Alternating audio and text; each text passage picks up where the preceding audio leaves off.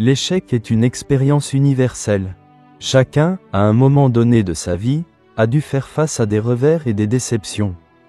Pourtant, la manière dont nous percevons ces échecs et réagissons face à eux est ce qui détermine notre avenir.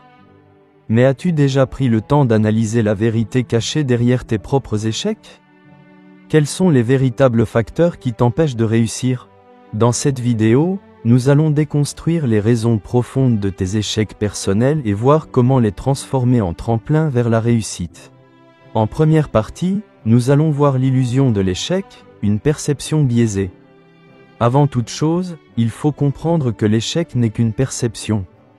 Une expérience peut sembler être un échec à un moment donné, mais elle peut révéler sa vraie valeur plus tard. Thomas Edison disait « Je n'ai pas échoué. J'ai juste trouvé 10 000 solutions qui ne fonctionnaient pas ».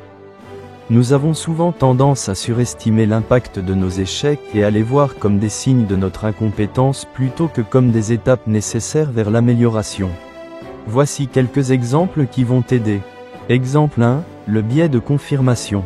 Le biais de confirmation nous pousse à rechercher des preuves qui renforcent nos croyances existantes. Si tu penses être un échec, ton cerveau va inconsciemment chercher des preuves pour confirmer cette idée, même si elles sont infondées.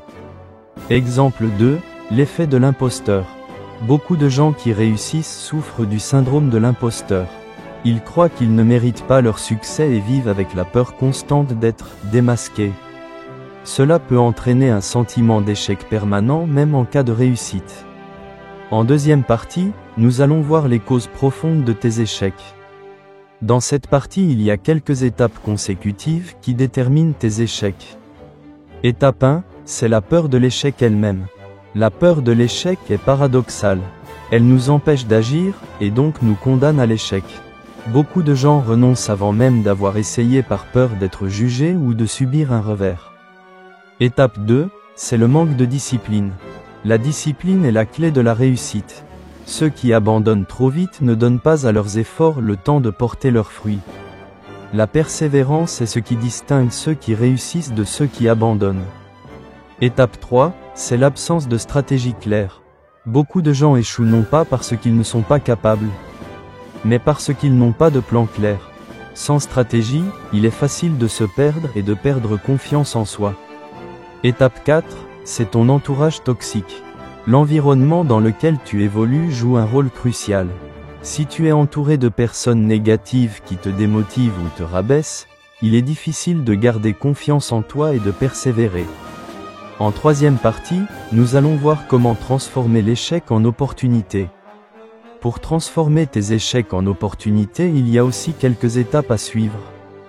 Étape 1, l'apprentissage par l'échec. Chaque échec contient une leçon. Plutôt que de voir l'échec comme une fin, considère-le comme une expérience d'apprentissage. Pose-toi les bonnes questions. Qu'ai-je appris de cette expérience? Comment puis-je améliorer mon approche? Étape 2, le passage à l'action. La seule manière de surmonter l'échec est de continuer à avancer.